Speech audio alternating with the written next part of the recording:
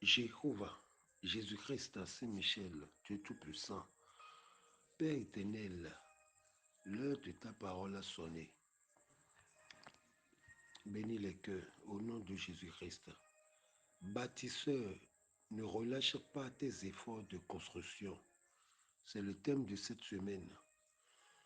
Et c'est un thème relatif à notre cathédrale qui se trouve à Tchakou. Et puis, si nous voyons ce thème nous interpelle à persévérer dans ce que nous faisons. Salomon disait dans ses écrits et dans l'un de ses cantiques, Salomon disait, si l'Éternel ne bâtit la maison, ceux qui la bâtissent travaillent en vain. Si l'Éternel ne garde la ville, ceux qui la gardent veillent en vain. Et c'est normal. Le premier bâtisseur, c'est Dieu. Ce n'est pas les humains. Non. Le premier bâtisseur, c'est Dieu lui-même. Donc si le thème dit bâtisseur, ne relâche pas tes efforts de construction. En tant qu'enfant de Dieu, nous devons être fermes sur nos décisions. Dieu construit, l'ennemi détruit. Le berger rassemble, le loup disperse les brebis. De qui sommes-nous pratiquement collaborateurs? Puisque tu peux être dans l'église tout en étant collaborateur du diable. Oui, les collaborateurs du diable sont parmi nous. Donc nous devons savoir de qui sommes-nous collaborateurs. Jésus est un bâtisseur. Dans Matthieu chapitre 16, le verset 18, Jésus disait, je bâtirai mon église. Ce n'est pas l'église de quelqu'un. Un homme peut se lever pour faire une fondation, mettre des briques sur briques, placer des portes, des fenêtres. Mais tant que c'est une église, c'est Jésus-Christ le bâtisseur. C'est lui seul qui peut dire mon église, mon église. Ce n'est pas l'église de qui que ce soit. Aujourd'hui, il y a des abus de langage, notre église, son église. Non. L'église n'appartient à personne, si ce n'est qu'à Jésus. Si vraiment nous appartenons à Jésus-Christ, nous sommes les bâtisseurs. Si quelqu'un appartient au diable, lui, il est destructeur. Si quelqu'un ne veut pas rassembler, si quelqu'un ne veut pas bâtir, lui, il est le collaborateur du destructeur. Alléluia. Ce n'est pas seulement, quand on parle de construction, une maison, on ne construit pas seulement une maison. Non, on construit sa vie, on construit un foyer, on construit même sa journée.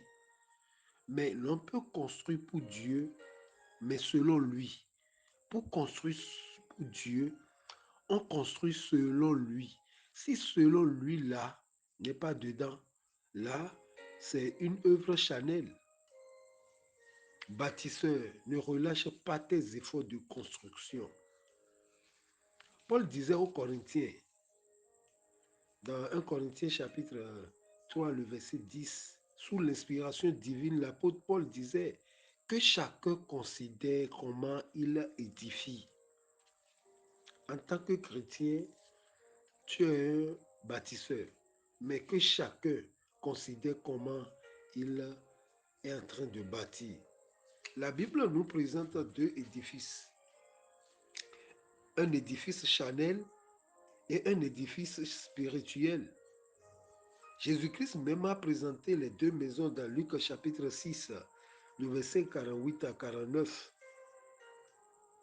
L'autre veut construire, il a construit sur le sable. L'autre veut construire, il a creusé pour aller trouver le roc d'abord. Ça, c'est construit avec Dieu. La Bible nous présente ces deux édifices. Il y a édifice visible et il y a édifice invisible. Il y a édifice matériel et il y a édifice spirituel. Le corps, notre corps est le temple de Dieu lui-même. Alléluia. Même dans la Bible, les uns ont été bâtisseurs pour l'homme. D'autres ont bâti. D'autres ont construit pour l'homme, mais pas pour Dieu. D'autres ont été bâtis, ou bien d'autres ont bâti pour Dieu, mais d'autres ont bâti pour les hommes. Donc nous devons comprendre qu'il y a plusieurs bâtisseurs.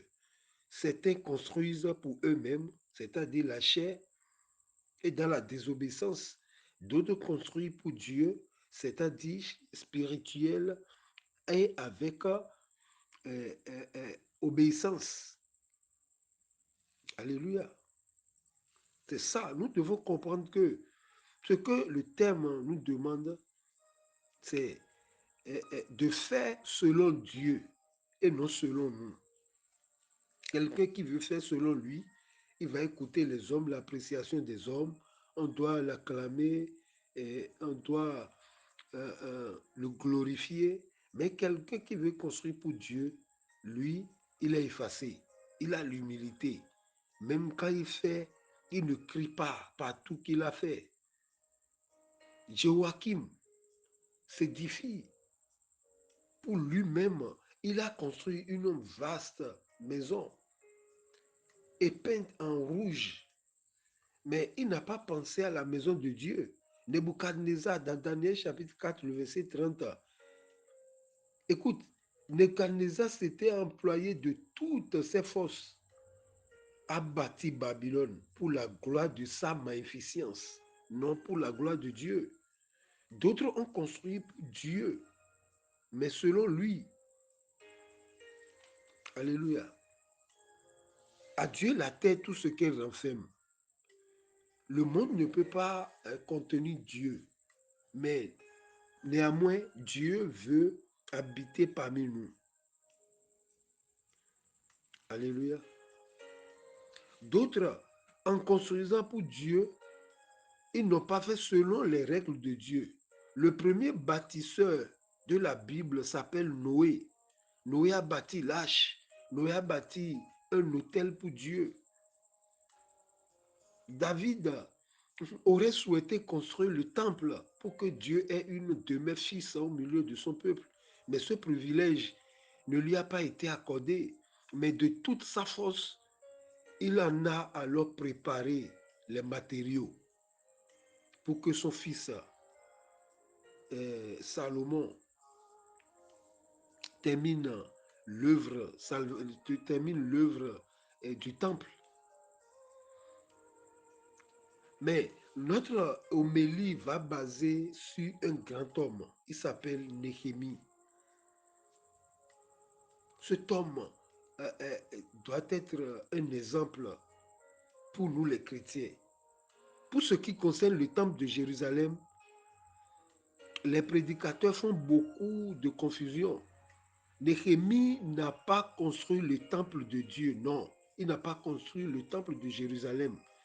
La reconstruction du temple a été faite par Zorobabel. Par contre, Néhémie a reconstruit la muraille. Alléluia. La reconstruction du temple sous Zorobabel et Josué. Si vous lisez Esdras du premier chapitre jusqu'au chapitre 6, là c'est Zorobabel et Josué. Zorobabel le gouverneur. Donc, nous devons faire la part des choses. La réformation, la remise en valeur de la loi, ça c'est sous Esdras. Esdras chapitre du chapitre 7 au chapitre 10. Mais la reconstruction des murailles, c'est sous Néhémie. Néhémie à partir du premier chapitre jusqu'au 13e chapitre. Maintenant, revenons quelques années en arrière. Néhémie était un Israélite qui avait ou qui vivait dans la ville de Suse, dans la ville de Pès. Il était serviteur du roi Artaxerxès. C'est un serviteur, il était échanson du roi Artaxerxès.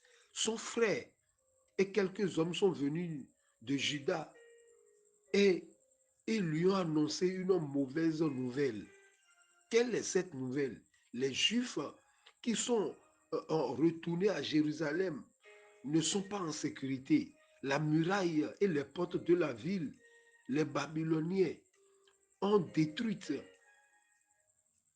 le temple depuis qu'ils ont détruit le temple depuis qu'ils ont détruit la muraille n'est pas encore reconstruite. Alléluia.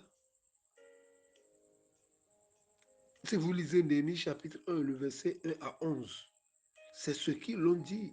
Néhémie était inquiet.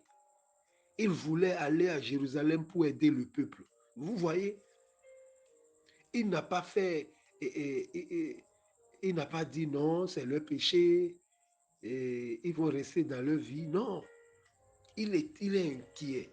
Chrétien, tu es quel genre de chrétien? Est-ce que tu as un cœur de compassion? Est-ce que quand les autres souffrent à côté de toi, est-ce que tu es touché? Néhémie pouvait dire, moi je vis, c'est une grâce, je vis dans la maison du roi. J'ai des contacts avec le roi, j'ai des connaissances, je suis bien placé.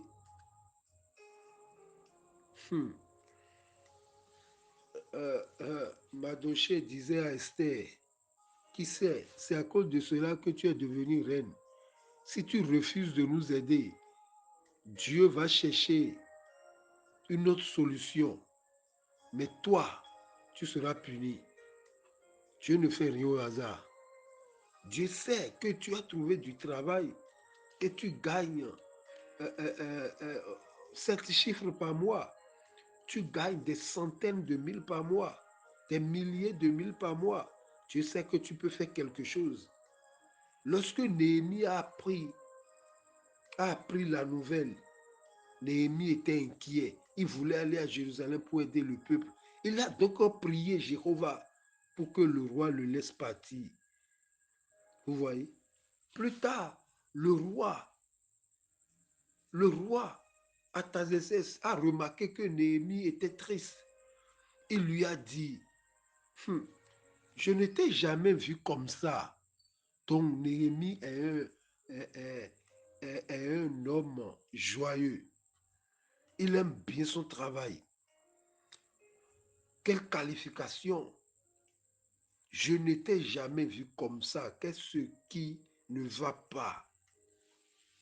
Néhémie lui a répondu, comment pourrais-je ne pas être triste? Ma ville, écoutez, il a dit quoi? Ma ville, Jérusalem, est en ruine. Quel genre de chrétiens nous sommes aujourd'hui? Nous apprenons que notre frère chrétien est dans des problèmes et nous nous réjouissons. Le roi lui a demandé, que veux-tu que je fasse pour toi? Waouh! Le cœur du roi est dans la paume de Dieu et il tourne n'importe comment. Lorsqu'il a consulté le grand roi a touché le cœur. Néhémie est un homme de prière. Néhémie est un homme de prière. Que veux-tu que je fasse pour toi? Néhémie a tout de suite prié en silence. Lisez le verset 4 du chapitre 2. Néhémie a prié en silence en lui. Puis il dit au roi, s'il te plaît, laisse-moi aller à Jérusalem pour reconstruire la muraille. Néhémie ne compte pas sur les choses du roi, mais Néhémie comptait sur son maigre moyen. sur son peu. Il n'a pas dit, le roi, aide-moi avec de l'argent pour que j'aille construire. Il n'a pas forcé la main du roi. Il dit, s'il te plaît, laisse-moi aller à Jérusalem pour reconstruire la muraille. Waouh, waouh, waouh, waouh. Il comptait, sait que celui qui a Dieu a tout. Il sait que celui qui a Dieu a tout. Le roi a accepté. Il a même pris des mesures pour que Néhémie soit en sécurité pendant ce long voyage. Puisque c'est un long voyage. C'est ça. Il a pris des sécurités, des mesures pour que Néhémie soit en sécurité. Il a aussi nommé gouverneur de Juda parce qu'il sait que c'est un homme de parole, c'est un homme intègre. C'est tout. Les chrétiens, c'est eux qui travaillent dans des administrations. D'autres sont dans le gouvernement. Si ils font bien leur rôle, ils jouent bien leur rôle, mais les gens du gouvernement vont venir contribuer. Mais chacun fait ce qu'il veut, rien ne me concerne. Non. La, la force, la connaissance que Néhémie a, il a tout investi. Alléluia. Il a tout investi. Le roi lui a donné du bois pour les portes de la ville. Néhémie pouvait prendre ses bois pour aller construire sa maison. Non. Quand Néhémie est arrivé à Jérusalem, il a examiné la muraille. Puis, il a réuni les prêtres et les chefs et leur a dit, c'est terrible, il faut vraiment qu'on se mette au travail. C'est ça, ce qui se passe. Les chrétiens célestes doivent se mettre au travail. Nous devons quitter la loisiveté. Nous prions beaucoup, mais nous n'avons pas de travail. Nous devons travailler. Beaucoup travailler, prier peu. Et non prier beaucoup, ne pas travailler. Non. La prière ne veut pas dire une position d'abord. La prière, c'est la pensée. Tous partout, même au boulot, on peut prier.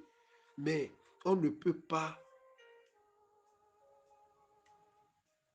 oublier le travail réussi. Non, c'est seulement dans le dictionnaire qu'on voit d'abord succès avant de voir travail. Néhémie est un homme de travail.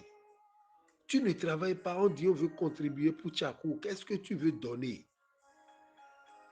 Même si tu donnes quelque chose, tu seras aigri. Ce sont eux qui crient, ils ont mangé l'argent, les devanciers ont mangé l'argent. Ils ont pu, non, quand même, que depuis notre enfant, ils sont en train de construire Tchakou, ça n'a pas terminé. Mais aucune maison de Dieu ne termine pas du jour au lendemain. Non, lis bien la Bible. Non. Même à Imeko, Papa Chofa a posé la fondation et il a posé quelques murs. Mais il pouvait tout, et tout terminer en son temps. Mais pourquoi c'est maintenant ils ont terminé ça? C'est ça la maison de Dieu. Si l'Éternel ne bâtit, alléluia. Si l'Éternel ne bâtit la maison, ceux qui la bâtissent travaillent en vain. Alléluia. C'est très capital de comprendre ça et de quitter des calomnies, des jalousies sans non, non.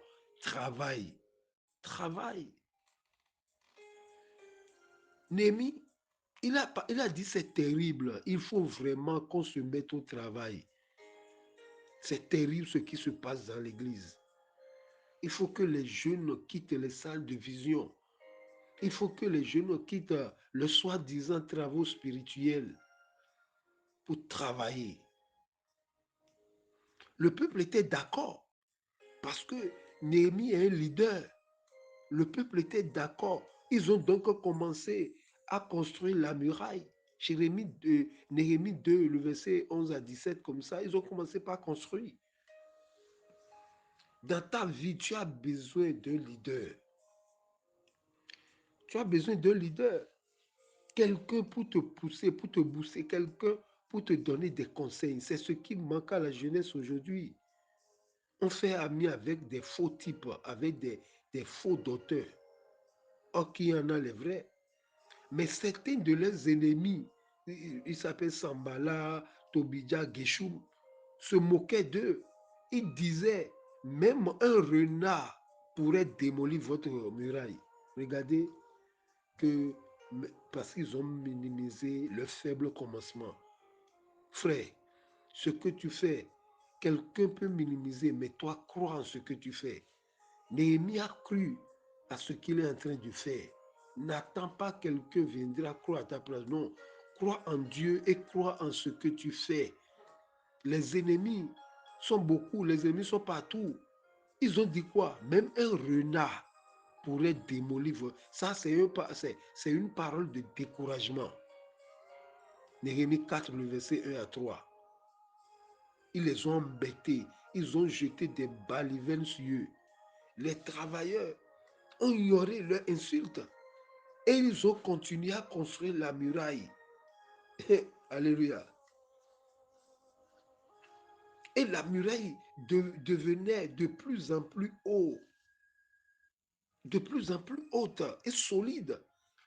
Bâtisseur, ne relâche pas tes efforts de construction. Augmente encore tes efforts, ne relâche pas. Il ne faut pas minimiser les faibles commencements. Non. Sur toutes les paroisses aujourd'hui, il y a les Sambala, Tobidje, Geshoum. Ceux qui découragent. Toi, tu ne veux pas donner, laisse l'autre donner. Au lieu de critiquer, de dire qu'ils ont mangé, ils ont fait, toi, ils ont fait. Est-ce que c'est ton argent? Il faut mieux de donner pour que l'autre mange, pour que de commander. Alléluia. Les travailleurs ont ignoré les insultes. C'est ce que c'est-à-dire ignorer les. Cet Obidja Sambala, là, mettez-le à leur place. Alléluia. Leurs ennemis ont alors décidé de venir de différentes directions et d'attaquer Jérusalem par surprise. Mais quand les Juifs ont entendu parler de leur projet, ils ont eu peur. Mais écoutez Néhémie, le leader. Néhémie leur a dit, n'ayez pas peur, Jéhovah est avec nous. C'est ça. Quelqu'un qui cotise veut que l'œuvre de Dieu aille en avant. Mais qui peut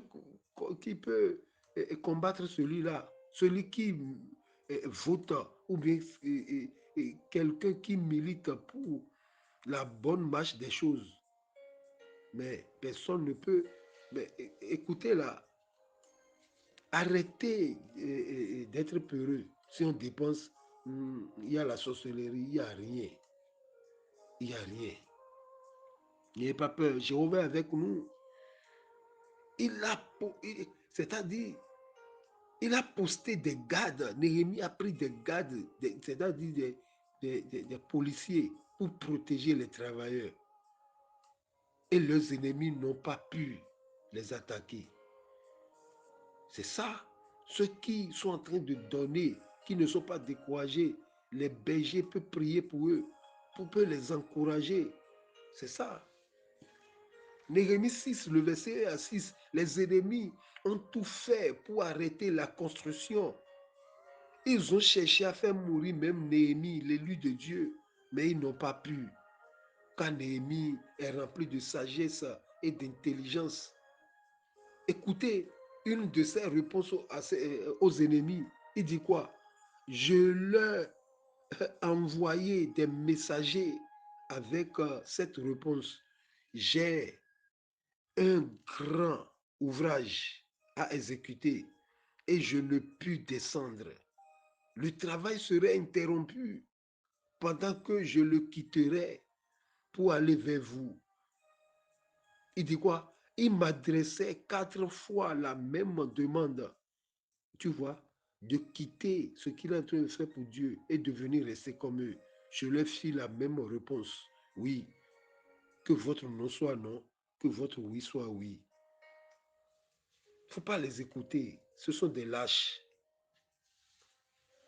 Mais toi, ne relâche pas. Persévère. persévère. Aujourd'hui, la maison de Dieu physique est en construction à Tchakou. Nous devons être à l'image de Néhémie. Néhémie n'était pas, comment dirais-je, Néhémie n'était pas premièrement un bâtisseur, non, mais un homme de foi. Nous devons être des hommes de foi. Néhémie est un conquérant. Nous devons être des chrétiens conquérants. S'il était un lâche, il n'allait pas aboutir à cette réalisation. Il allait dire c'est difficile. Il y a plusieurs ennemis. Non, ils te feront la guerre, mais ils ne te vaincront pas, a dit l'Éternel. Dans Jérémie chapitre 1, le verset 19. Dieu n'aime pas les lâches. Apocalypse 21, le verset 8. Dieu n'aime pas les lâches. Mais quel a été le secret de Néhémie? Néhémie s'est laissé construire par Dieu d'abord avant de commencer par construire pour Dieu. Écoutez, on ne doit pas construire pour construire. Néhémie s'est laissé construire par Dieu d'abord. Dieu a travaillé en lui. La foi vient de ce que l'on entend. C'est ça. Mais n'oubliez pas, Dieu est un bâtisseur. Et nous les humains, nous sommes son ouvrage en Jésus-Christ. Éphésiens 2, le verset 10. Quand Dieu, lui, il veut construire sa maison, il n'utilise pas les outils des hommes. Sa matière première pour construire, c'est sa parole. La Bible a plusieurs versions, mais la parole n'a pas de version, c'est Jésus-Christ. Au lieu de briques, aujourd'hui, la maison de Dieu que nous sommes est construite avec des pierres vivantes. Un édifice bien ajusté ensemble, une habitation de Dieu par l'Esprit Saint. Bâtisseur, ne relâche pas tes efforts de construction. Chers frères et sœurs en Christ, quel est le but? Posons-nous la question. Quel est le but, la raison d'être de ce que nous édifions aujourd'hui dans ce monde? Quel est le but? Du temps de Néhémie, il s'agissait de construire la muraille de Jérusalem pour marquer à la fois la séparation et l'unité du peuple de Dieu. Est-ce qu'on s'est séparé du monde? Il a dit, séparez-vous de rester à l'écart, je serai votre Dieu. Nous ne devons pas compter sur les Rounons. Nous ne devons pas compter sur les occultistes, non. Néhémie a été un exemple. Soignons aussi des exemples pour la génération montante. La vie de Néhémie a beaucoup de choses à nous apprendre sur la matière de restaurer et de maintenir notre relation avec Dieu. Pas la peine de commencer avec Dieu après quitter le chemin. Néhémie est un exemple de fidélité, de persévérance. Alors qu'il était très éloigné de son pays natal, il n'a jamais perdu l'espoir d'y retourner un jour. Et ça s'est réalisé. Alors, alors qu'il a passé la plus grande partie de sa vie en exil, dans une société païenne, sa foi et sa confiance en Dieu d'Abraham, d'Isaac et de Jacob n'ont jamais failli. Quel que soit ton lieu, quel que soit dans le pays où tu habites, tu dois contribuer. Il ne faut pas oublier ton origine. Cathédrale, cathédrale, les pays, les catholiques en ont, mais les évangéliques, nous devons avoir quelque chose. Alléluia. C'est ça la vie de Néhémie. Il est un exemple. Alors qu'il a passé la plus grande partie de sa vie en exil, dans une société païenne, sa foi et sa confiance en Dieu d'abord n'a pas failli. Chers frères et sœurs, chers chrétiens célestes, persévérons dans la foi. Et Dieu de Chauffard, et Dieu de Chauffard finira par être de notre côté. Alléluia. Nous devons comprendre que nous devons être des guerriers de prière comme Néhémie, car il y a des ennemis au sein, c'est-à-dire au sein de l'Église. Néhémie était un guerrier de prière.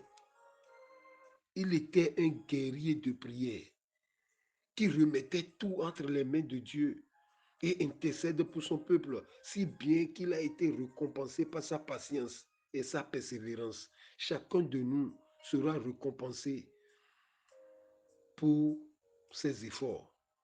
Hébreu chapitre 6, le verset 10, soyez bénis, Jéhovah, Jésus-Christ, Saint-Michel, Dieu Tout-Puissant, ta parole vient d'être libérée.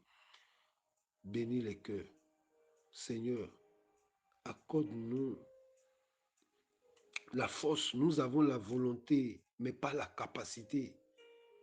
Accorde-nous la capacité de ne plus relâcher, de ne plus tourner le dos, mais d'être des chrétiens conquérants, des bâtisseurs au nom de Jésus-Christ. Amen, amen, amen, au nom de notre Seigneur Jésus-Christ.